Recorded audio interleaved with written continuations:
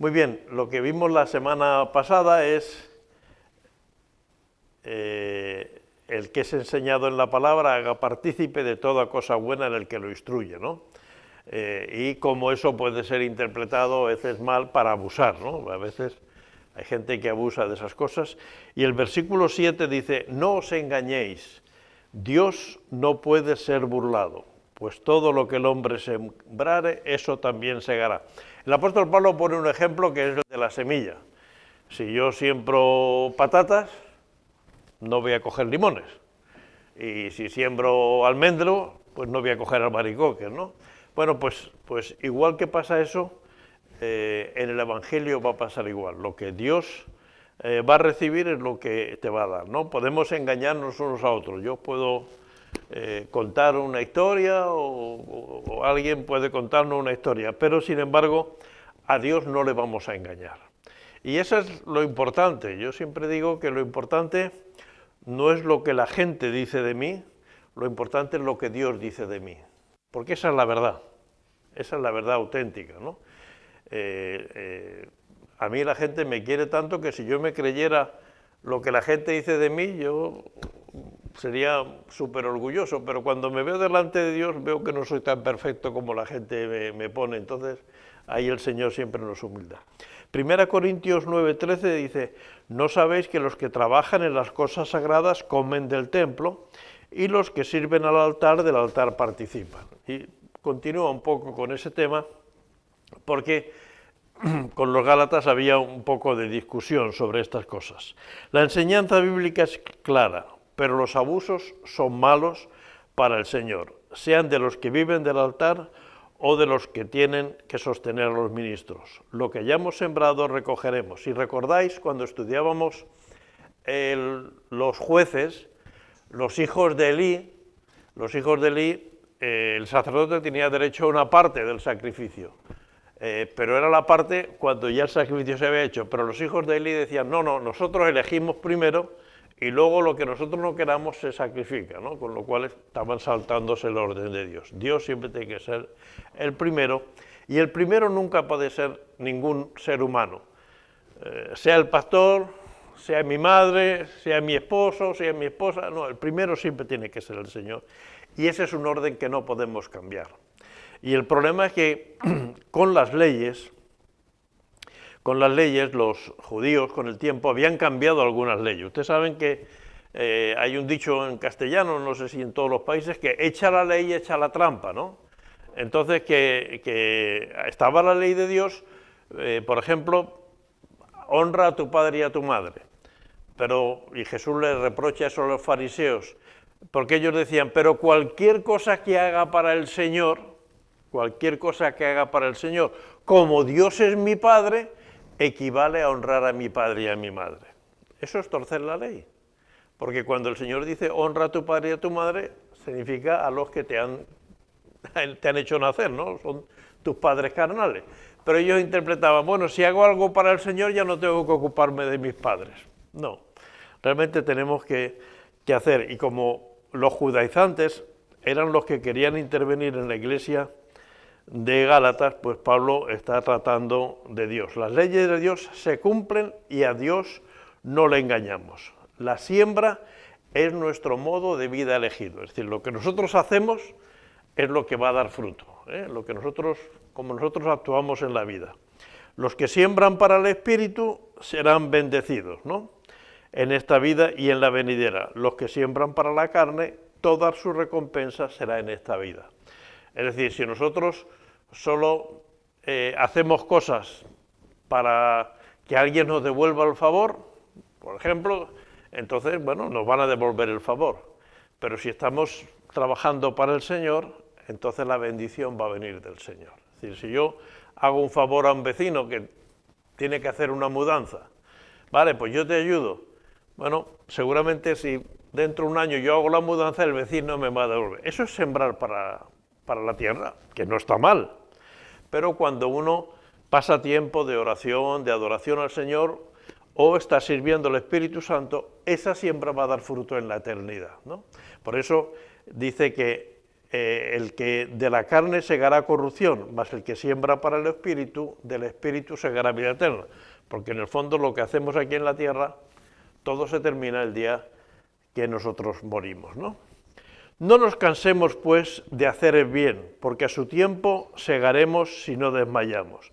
Así que según tengamos oportunidad, hagamos bien a todos y mayormente a los de la familia de la fe. Nos cansamos de hacer el bien cuando miramos a los demás. Es decir, a veces decimos, pero es que siempre soy yo el que tengo que ayudar, siempre soy yo el que tengo que hacer las cosas. Y vemos que a lo mejor hay gente que no está haciendo la parte que le corresponde. Pero cuando miramos a Jesús, que ha dado su vida por nosotros, cualquier cosa que nosotros hagamos se queda por debajo. A lo mejor si yo me comparo contigo, pues digo, uy, es que yo hago mucho más. O tú te comparas conmigo y dices, bueno, pero es que yo estoy mucho más comprometido. Unos a otros podemos, pero cuando nos miramos con el Señor, todos quedamos muy por debajo, ¿no? Por eso no nos cansemos de hacer el bien. Hacer el bien no le va a hacer daño a nadie. Para cosechar, una de las cosas importantes es esperar, ¿no?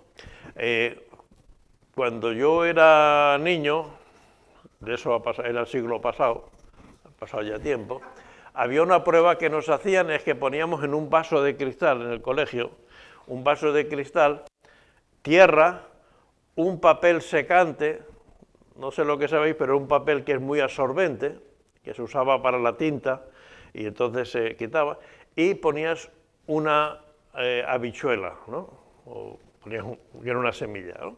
Y entonces se iba viendo, y lo iba regando, y se iba viendo cómo esa semilla se iba descomponiendo y salía una hoja, ¿no? Salían unas hojas y tal. A veces, si se movía, la semilla se quedaba tapada por la tierra, o si no habías puesto bien el seca, se quedaba tapada. Entonces, lo peor ¿qué hacíamos? Destapábamos a ver si había crecido. Eso es lo peor que se puede hacer. Una semilla hay que dejarla y no hay que hacer. Cuando nosotros hacemos algo, es como sembrar una semilla. Hay que dejar que dé fruto. Ya dará fruto lo que hacemos, ¿no? Entonces, una de las cosas importantes para hacer fruto es esperar, ¿no? Cuando se siembra un árbol, se dice que mínimo hay que esperar 3 años para recoger fruto, ¿no? Yo hubo un tiempo que teníamos un terreno con mi suegro y tal, y estábamos en Cáceres, hay un sitio donde hay cerezas, ¿no? Hay muchas cerezas, y trajimos un cerezo. Y sembramos el cerezo, y ya tenía una cierta altura, y floreció mucho, muy bonita la flor del cerezo, floreció mucho. Y dijimos, qué bien, va a dar cereza. Un payés que había allá al lado dice, no, tirar las hojas para que no dé fruto. Hombre, ¿cómo vamos a tirar si va a dar cerezas? Y no tiramos, claro, egoístas, no tiramos las flores. Pero el árbol era muy pequeñito, era muy endeble, y empezaron a salir unas semillitas, se cayeron las semillitas, se cayeron las hojas. Dice, no, hay que esperar 3 años. Y lo que habéis hecho que gastara mucha savia el árbol para mantener las flores tanto tiempo. Es decir, una de las cosas importantes cuando hacemos algo es esperar. Dios es justo. Y es posible que tú no veas el resultado hoy porque necesita un tiempo de maduración, ¿no? Hagamos bien y realmente eso va a dar fruto. Y dice, hacer bien a todos y mayormente a los de la familia de la fe. No se trata de tratar bien a los líderes, sino a todos, y sobre todo a los pobres que nos necesitan. Pero eso sí, los primeros a los cuales debemos hacer bien es a la Iglesia de Cristo. Es decir, tenemos que ayudar, y está muy bien que ayudemos a un vecino, a un compañero de trabajo, a un amigo, pero si hay algo en la Iglesia que nos necesita, eso debe estar en primer lugar. Dicho de otra manera, la familia debe ser lo primero, y tanto la carnal como la espiritual. Pablo aconseja que eso sea eso para que nos ayudemos unos a otros, porque van a venir ataques contra la Iglesia y por lo tanto es bueno que nosotros estemos unidos y juntos, ¿no? mirad con cuán grandes letras os escribo de mi propia mano. La mayoría de las epístolas de Pablo las escribían algún amanuense. Él un tiempo tenía a Lucas, un tiempo tuvo a Tito, y también Timoteo parece ser que no, pero Lucas y Tito y Silas, que también, por ejemplo, en Filipos estaba Pablo y Silas en la cárcel, y esos ayudantes suyos muchas veces eran los que escribían. Este versículo, como sabéis, en Corintios, dice que Pablo había orado 3 veces al Señor por una enfermedad, pero el Señor le dijo que no le iba a sanar, que con su gracia era suficiente.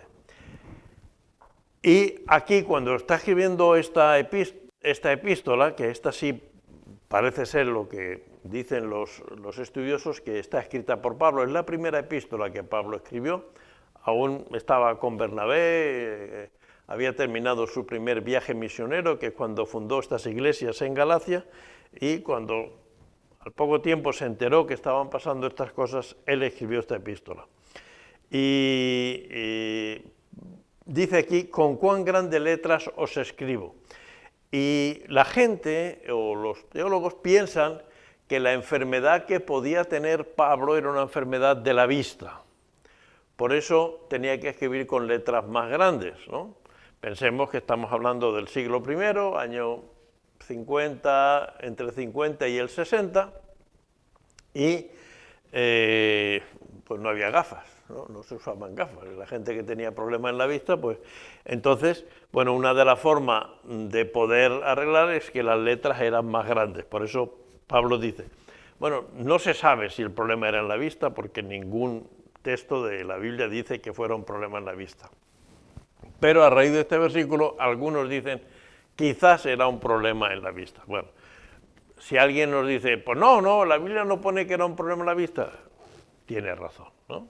Ahora, que Pablo aquí escribe con letras grandes, pues es verdad, ¿no? Pero es como cuando nosotros, pues hay poca luz y decimos, voy a poner la letra más grande para que así la podamos ver, ¿no? O cuando yo hago mis notas para predicar, pues al principio usaba una letra de 12 puntos y ahora uso una letra de 14 puntos. Los puntos son la letra del tamaño del ordenador, va por puntos. Entonces, ¿por qué? Pues porque la veo mejor. ¿Y por qué? Pues porque mi nervio óptico ya le cuesta un poco más ajustarse.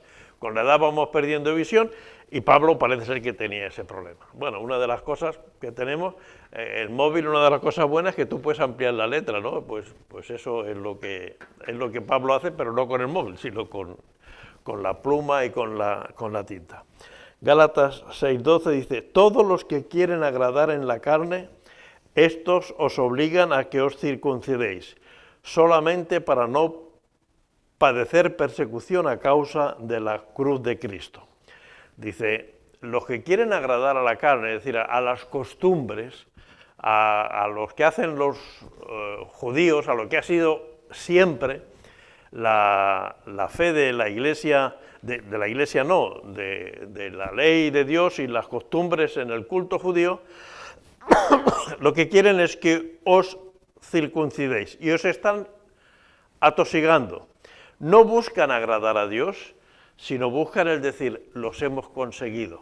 Es decir, el problema de los judíos era, los creyentes en Cristo Jesús tienen que ser judíos cristianos. Pero no solo cristianos, tienen que ser judíos y luego cristianos. Por lo tanto, tienen que pasar por todo lo que tiene que ver con la ley de Moisés, la ley dada por Dios a Moisés, ¿no? El orgullo de ganar adeptos físicos y no pasar por la cruz. El motivo de los judaizantes, que lejos de salvarle, lo que hacía era esclavizarlos. Ahora tenéis que circuncidaros, ahora tenéis que guardar el sábado, ahora tenéis que guardar las fiestas de la Pascua, ahora tenéis que hacer esto. Y tenían que ir haciendo una cosa, otra cosa, porque en el fondo la ley, como vimos creo que en el capítulo 3 y 4, la ley es el ayo, es el maestro que nos lleva hasta Cristo para poder descubrir la ley, ¿no? Es decir, es como el túnel que nos lleva al sitio despejado, ¿no? Era una gran alabanza para un judío convertir a un gentil. Para un creyente la alabanza debe ser solo dar gloria a Dios. Es un poco lo que a veces yo discuto con algún hermano. Hay muchas iglesias cristianas evangélicas, ¿no? Aquí detrás, en la calle de aquí detrás hay una, 2 calles más atrás hay otra, y seguro que hay muchas más que yo no conozco. Pero imaginaros que los hermanos que salen a evangelizar, en vez de salir a evangelizar, les digo, no, ir aquí, ahí hay una iglesia, ir a decirles que aquí nosotros predicamos, y es quitarse gente. No, hermano, el Señor dice, ir por todo el mundo y predicar el evangelio. Ir a pescar es irse al mar a pescar.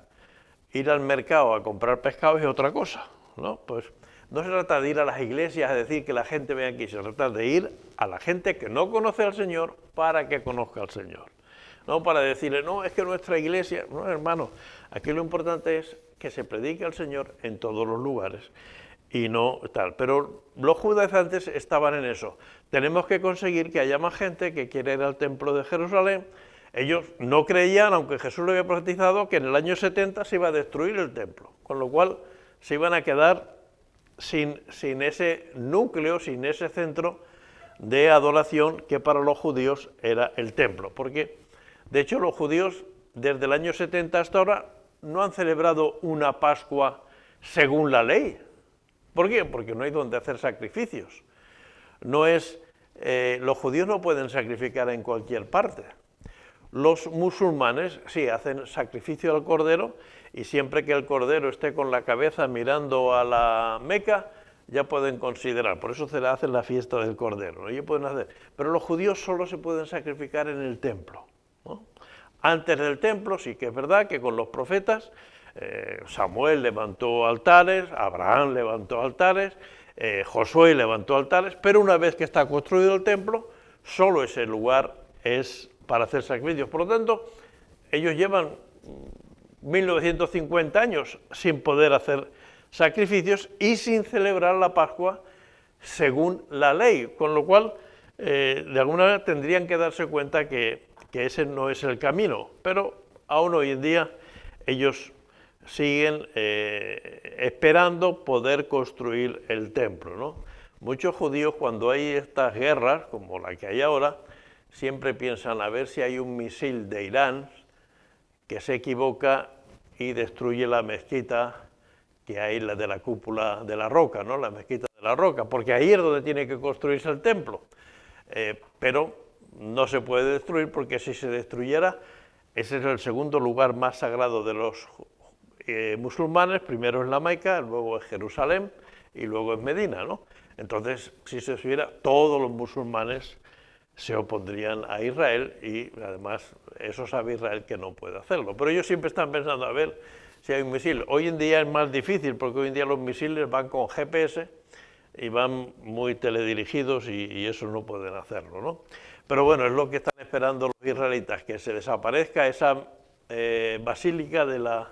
No es basílica el nombre, pero tampoco es la mezquita. Ahí en la explanada del templo está la mezquita y está el templo de la roca, que es ese de la cúpula dorada, ¿no?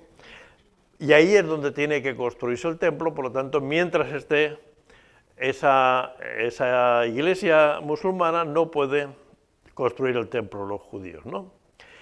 Estos falsos apóstoles evitan hablar de la cruz y no enseñan verdades sólidas. La cruz es locura para los griegos, dice Pablo, porque para un griego, que el líder espiritual, como fue Jesús, ¿no?, sea crucificado, eso es de locos, ¿no? Los griegos, pensemos que estaban pensando en los dioses del Olimpo. Los dioses del Olimpo no tenían moral. Los dioses del Olimpo, los griegos, ellos podían hacer lo que quisieran.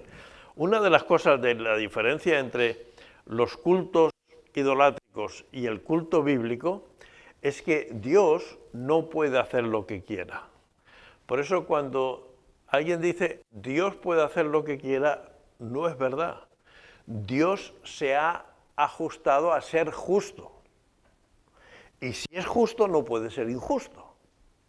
Luego, no es que Dios no pueda hacer lo que quiera, Dios se ha autolimitado a hacer las cosas conforme a lo que Él ha revelado. Por supuesto que Dios podría ser injusto, pero dejaría de ser el concepto de Dios que Él ha revelado.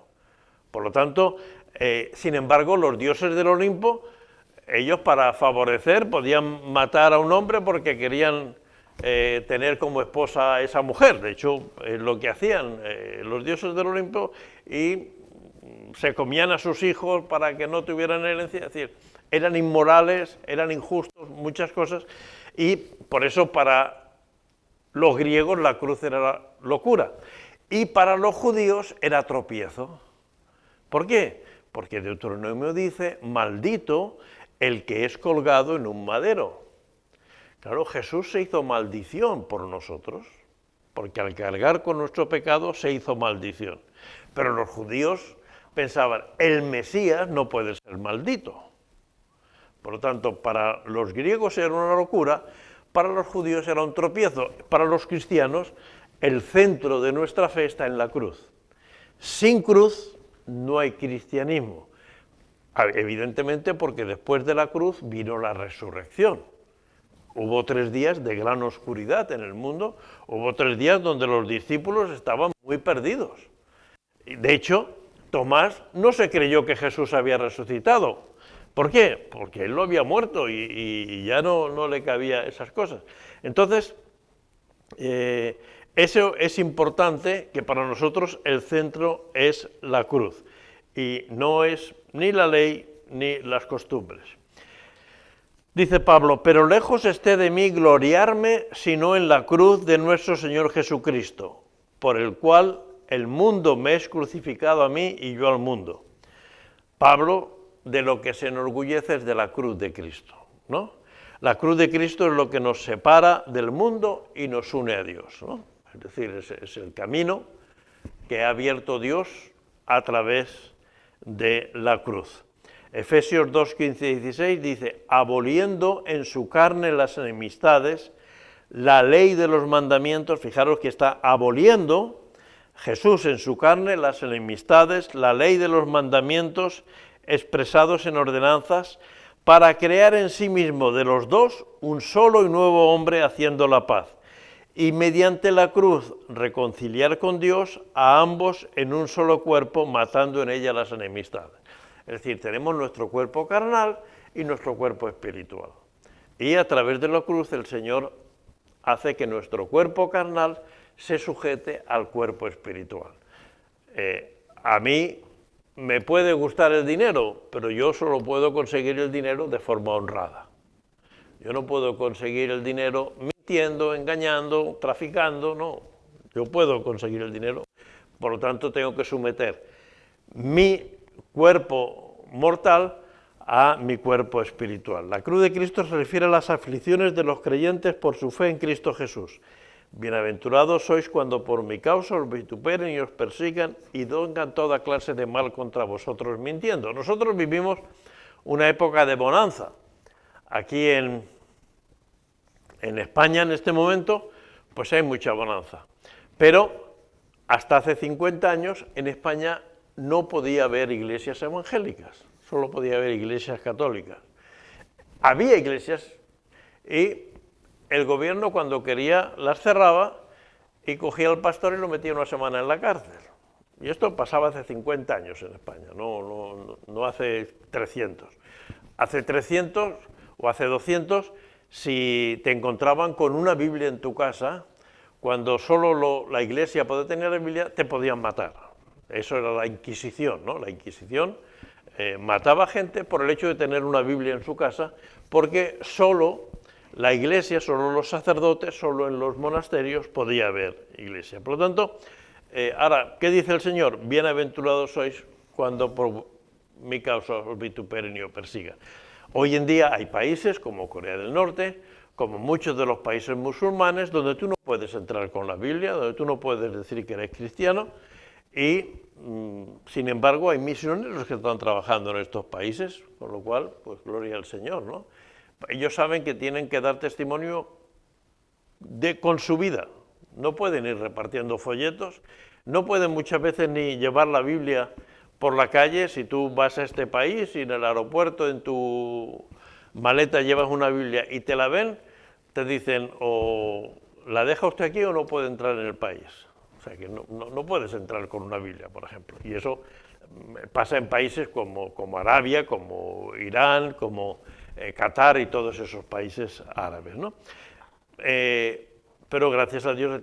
Y habrá momentos en la historia en que en otros países pues habrá problemas y dificultades con la fe. Bueno, eso siempre va a ser una bendición. Bienaventurados sois cuando por mi causa os vituperen y os persigan. Por ejemplo, no sé si habéis oído, había mucha discusión a nivel español por una chica que pidió que le hicieran la eutanasia la semana pasada y tal, o algo con el aborto.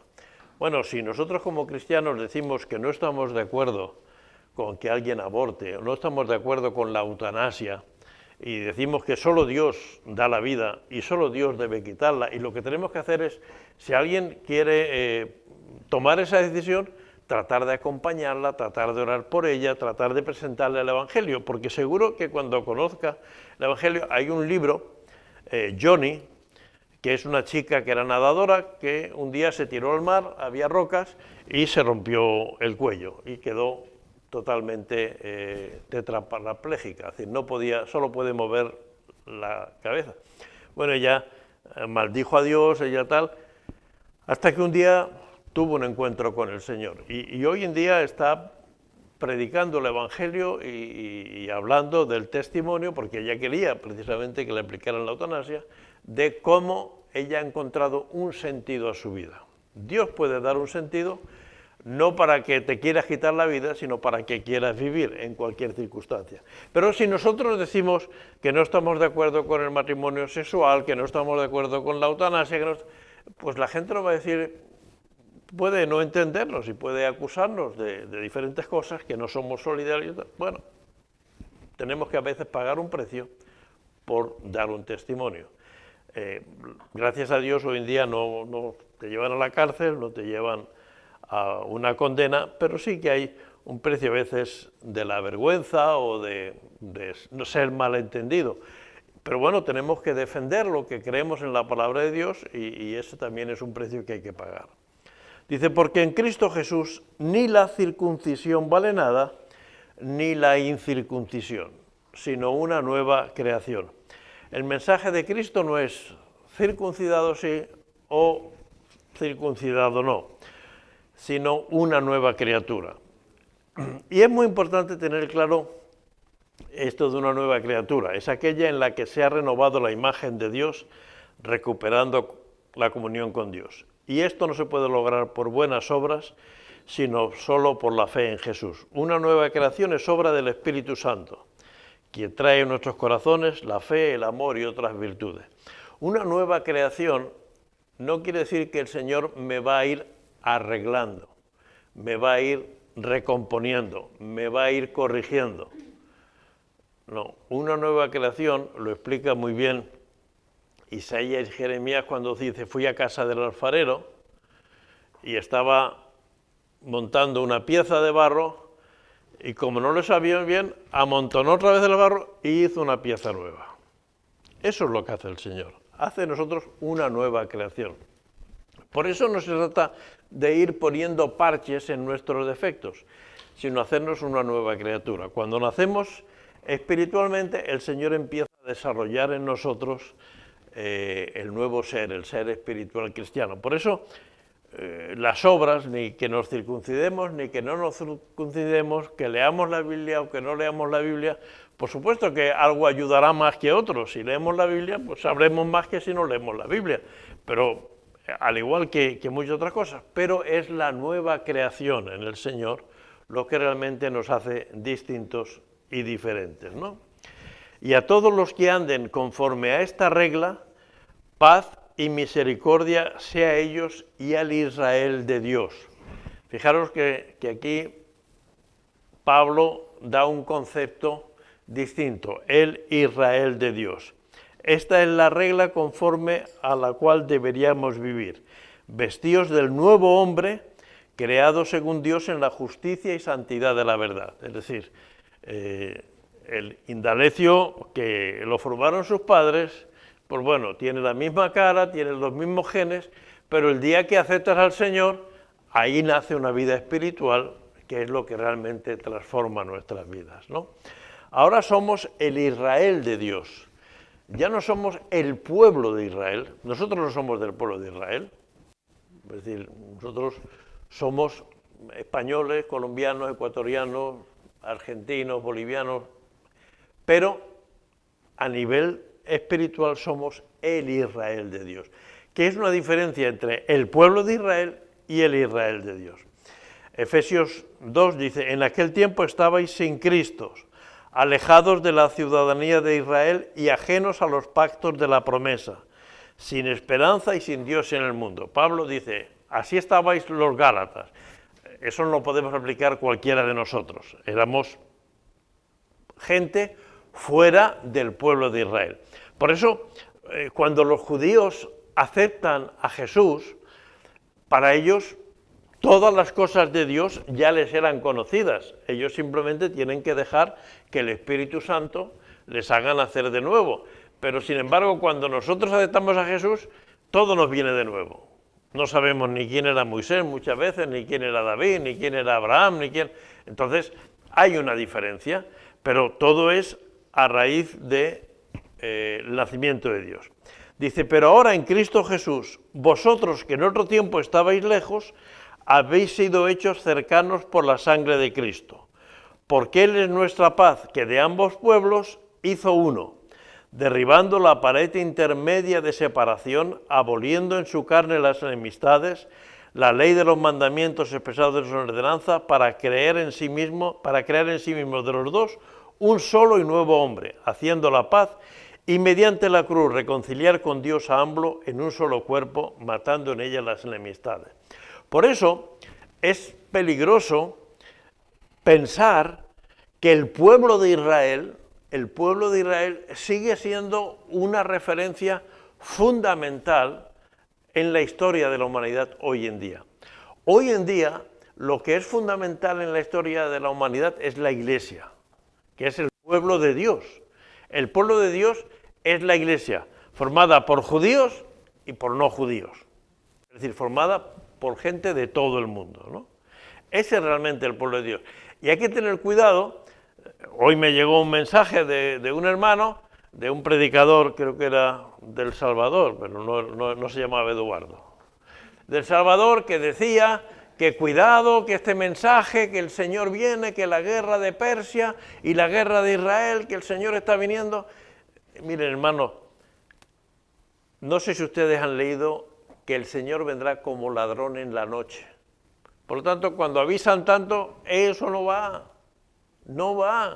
No tiene que ver con la palabra de Dios. El Señor vendrá y será como un rayo, que el tiempo que lo ves, cuando oyes el trueno, el rayo ya ha pasado. Así va a ser la venida del Señor. Por lo tanto, no escuchemos a gente que dice cosas. A todos nos gustaría que el Señor viniera mientras estamos nosotros en la tierra. A todos nos gustaría vivir esa experiencia. A los apóstoles también, y han pasado casi 2000 años. Pero los apóstoles estaban pensando, Señor, ¿restaurarás el reino de Israel en este tiempo? Es decir, ¿tu segunda venida será en este tiempo? Y el Señor dice, no os toca a vosotros saber los tiempos o las razones que el Padre tiene en su sola potestad. Por lo tanto, lo que marca el tiempo de Dios no es el Israel físico, sino el Israel de Dios, que es la Iglesia, ¿no? Y cuando sea predicado este Evangelio en todo el mundo, entonces vendrá el Señor. Sabemos que quedan muy pocos lugares donde no se haya predicado el Evangelio, pero quizás quedan algunas tribus, en algún sitio, en algún lugar.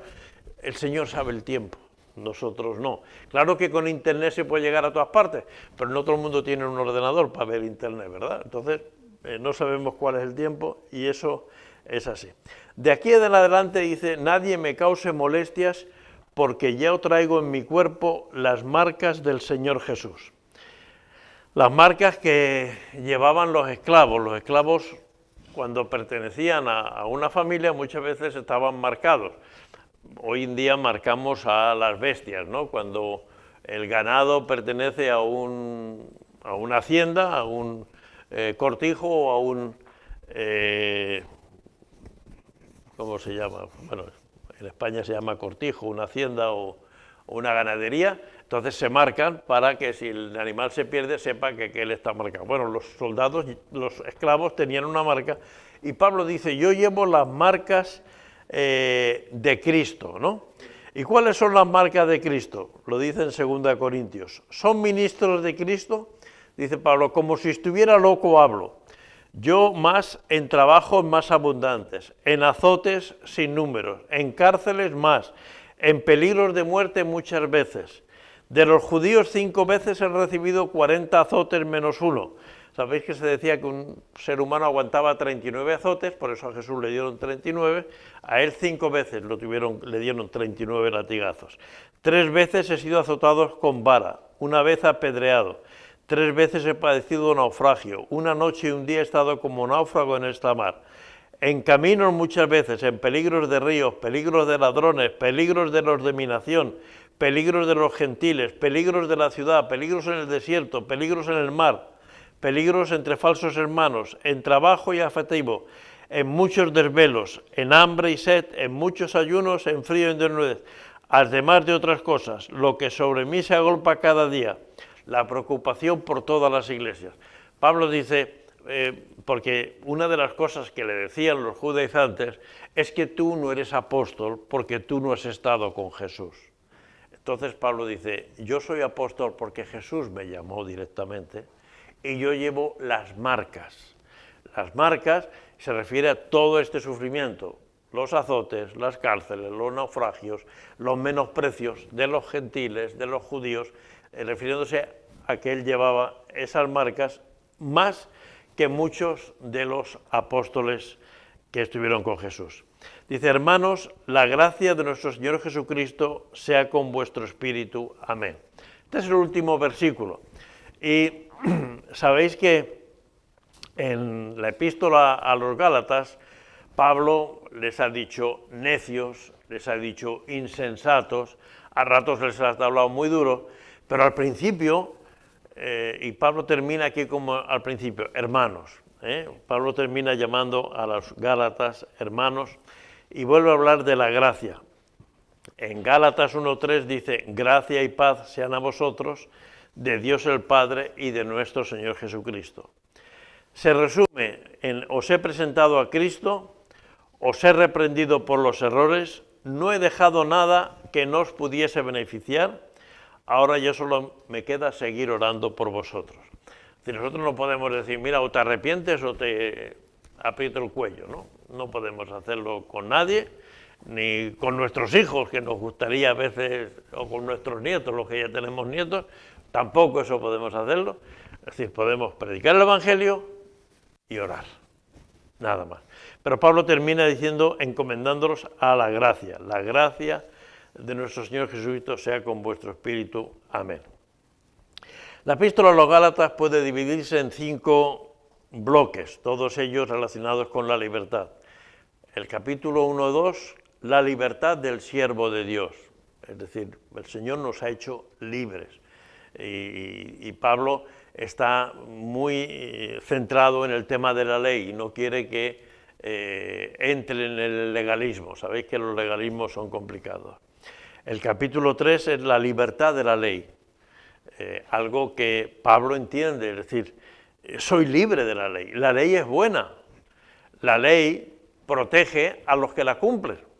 Es decir, si yo no robo, es verdad que hay una ley que dice que el que roba va a la cárcel, pero yo no robo, la ley me protege de los que me pueden robar. La libertad de los hijos de Dios, ¿no? La libertad del Espíritu Santo, el Espíritu nos ha hecho libres y el Espíritu Santo Él ministra, y la libertad de la obediencia, ¿no? El obedecer siempre nos ayuda a tener libertad.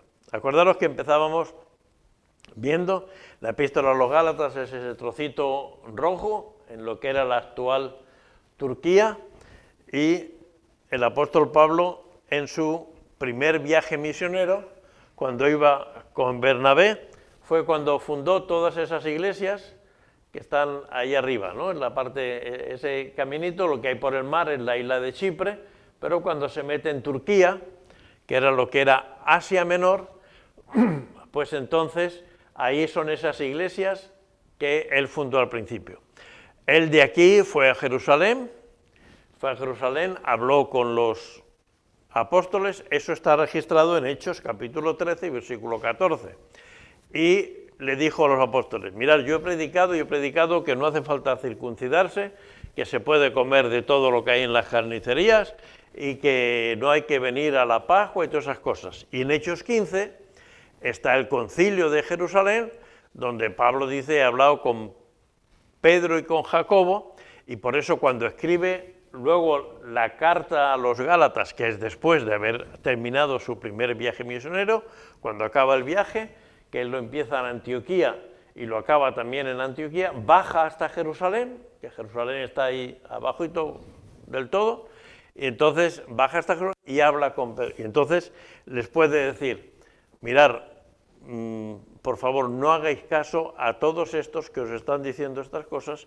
He hablado con los apóstoles y lo único que piden es que no comáis sangre, que no comáis de lo sacrificado a los ídolos y que no os alimentéis de un animal ahogado, porque no sabes si se ha ahogado porque se ha ahogado del agua o estaba enfermo y entonces no ha podido sobrevivir y se ha ahogado, ¿no? Entonces esa es la única cosa que en Hechos 15 los discípulos de Jesús, los apóstoles, Pedro, Jacobo, Juan, todos los que estaban ahí, aprueban que no hay que obligar ni a circuncidar, ni a cumplir el no comer carne y todas esas cosas. Y con esto, digamos que acabamos la epístola de los Gálatas, ¿no? La obra evangelizadora de Pablo y Bernabé en su primer viaje misionero hizo que se crearan varias iglesias en esa región de Galacia. Esa región de Galacia es porque los romanos, igual que se llevaban a judíos en la diáspora, aquí trajeron gente de Francia. Trajeron gente de Francia. Los que habéis leído las aventuras de Obelix y de Asterix, sabéis que a la gente de Francia le llaman galos. Gente de Francia los trajeron a esta zona y por eso esta zona le llamaban Galacia, la zona de los galos, ¿no? Porque había también muchos franceses por ahí, ¿no? Había judíos, había romanos y había franceses, ¿no? Hoy en día, 2000 años después, puede parecernos poco importante, pero para un movimiento, el cristianismo, que apenas llevaba unos pocos años, pensar que estamos hablando 15, 16 años después de la resurrección de Jesús, es decir, el Evangelio estaba saliendo, Pablo fue el primero que salió a evangelizar fuera de Israel, entonces era muy trascendente, porque dependiendo de la respuesta, haría que el cristianismo fuera recibido fuera del ámbito del judaísmo o se alimentaría a ser un grupo dentro del judaísmo, como los fariseos, los saduceos o los esenios. Pensar, por ejemplo, los fariseos creían en la resurrección de los muertos, los saduceos no creían en la resurrección de los muertos. Los dos leían el Antiguo Testamento, unos creían y otros no, ¿no? Porque era aquella discípula, aquella pregunta a Jesús de los saduceos, si un hombre está casado con una mujer y se muere y entonces su hermano se casa con la mujer y así otro hermano, en el cielo, ¿de cuál va a ser la esposa? El Señor dice, en el cielo hay otra relación que es la de matrimonio, hay otras relaciones, pero Jesús le dijo que había cielo, pero los saduceos no creían, los fariseos sí creían, es decir, y entonces el cristianismo hubiera sido una rama del judaísmo, pero en el fondo, de no haber aclarado todas estas cosas, seríamos judíos cristianos, no seríamos cristianos de Cristo, sino seríamos judíos cristianos. Entonces, las personas no son justificadas por las obras de la ley, sino por la fe en Jesucristo. Y ahora le he pedido a Gabriel que prepare una proyección donde hay un pequeño resumen de 10 minutos de la epístola a los Gálatas. Pero el orden que tenemos que hacer es este. Primero estudiamos nosotros y luego vemos lo que pone Internet. No vayamos al rincón del vago a ver qué pone Internet y en 10 minutos tenemos la epístola a los Gálatas. Nos perdemos mucha riqueza, ¿no? Pero sí que, y si ustedes quieren, él tiene allí la dirección de Internet y la pueden tener para repasar. Pero ahora vamos a ver y supongo que a escuchar un resumen de la epístola a los Gálatas.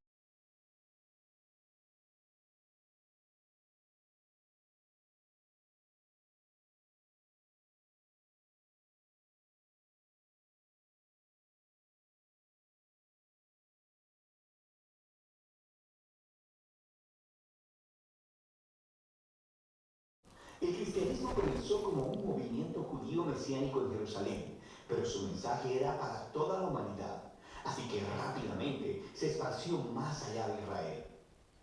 Para el tiempo en el que Pablo era misionero, había tantos no judíos como judíos en el movimiento de Jesús, y esto desató un gran debate del que sabemos gracias a Hechos capítulo 15. Históricamente el pueblo del pacto de Dios estaba enfocado en un grupo étnico, Israel, y ellos se apartaban de los demás debido a las prácticas ordenadas en la Torá, como la circuncisión de los varones, comer kosher y guardar el día de reposo.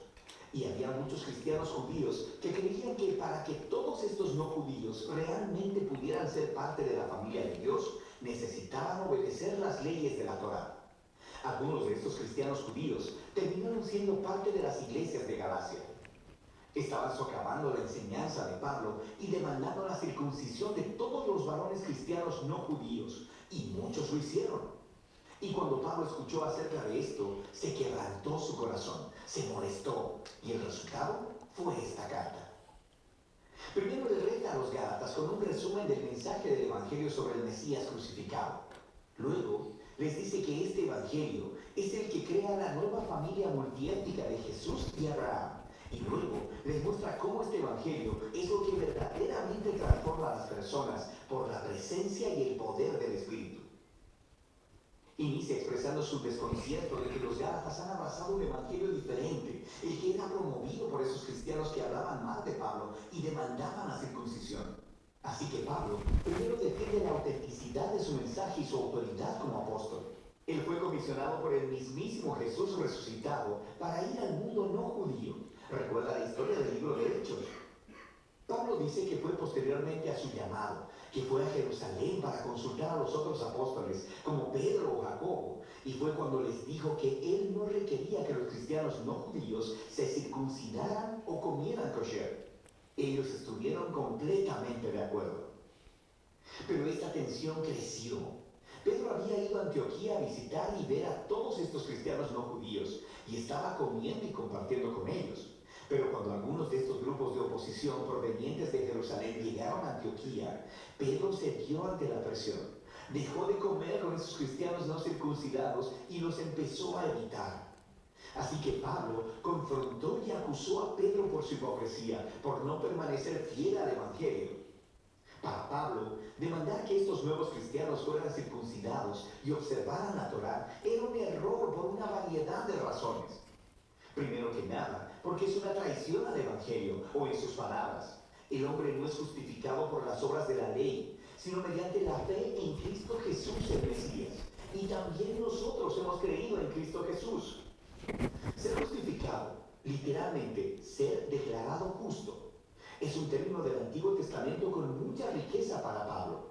Describe cuando Dios declara que alguien está en una relación correcta con él, que está perdonado, que le es otorgado un lugar en la familia de Dios y está siendo transformado por la gracia de Dios.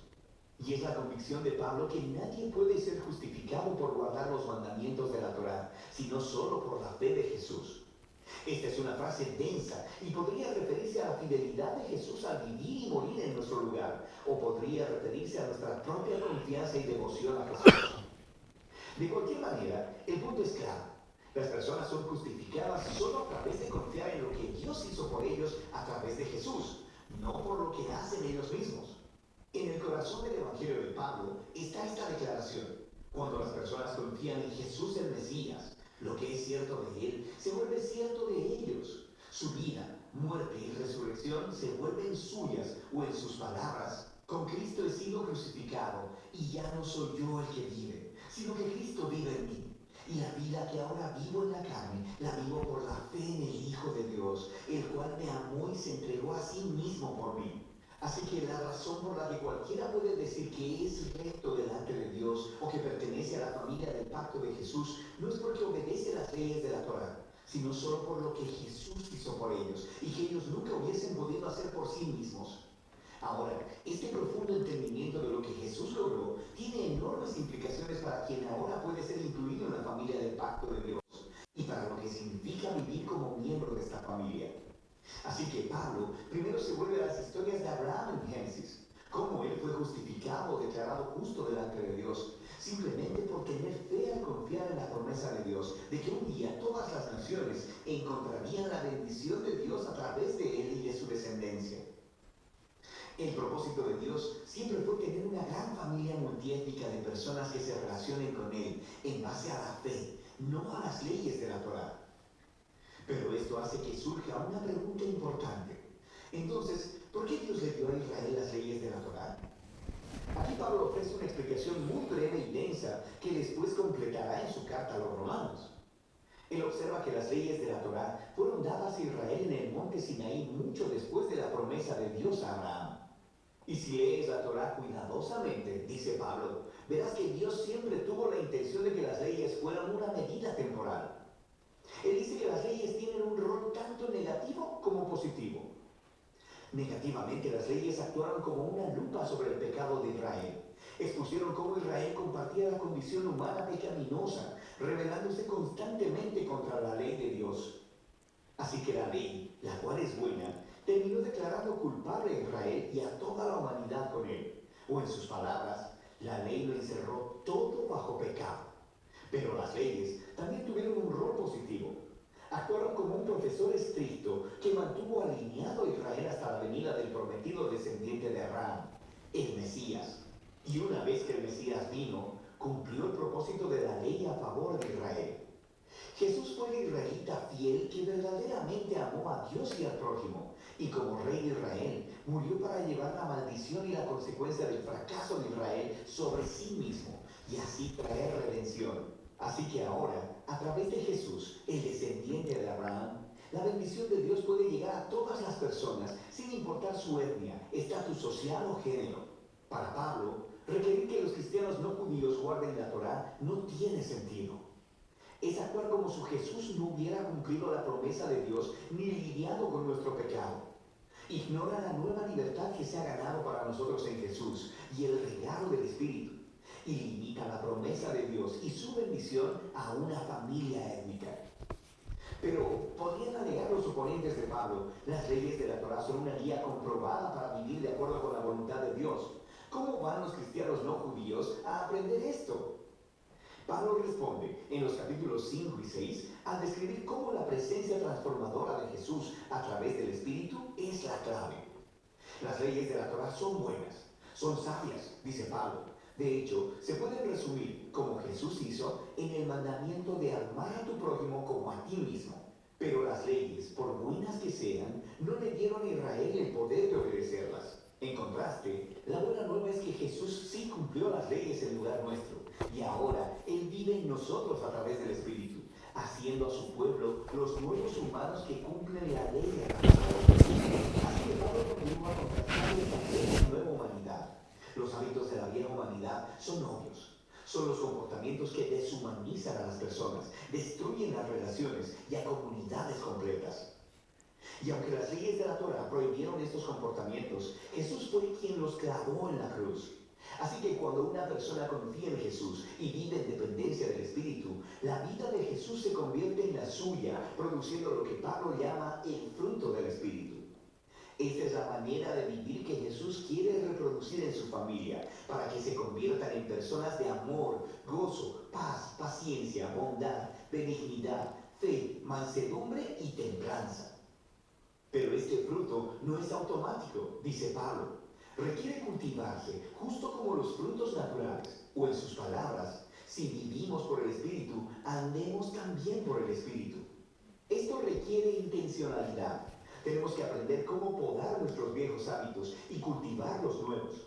Y mientras lo hacemos, nos encontramos a nosotros mismos siendo llevados por el Espíritu, conforme Jesús moldea nuestras mentes y corazones y nos transforma en personas que aman a Dios y a los demás. Y de esta manera, la gente de Jesús cumple lo que Pablo llama la ley de Cristo.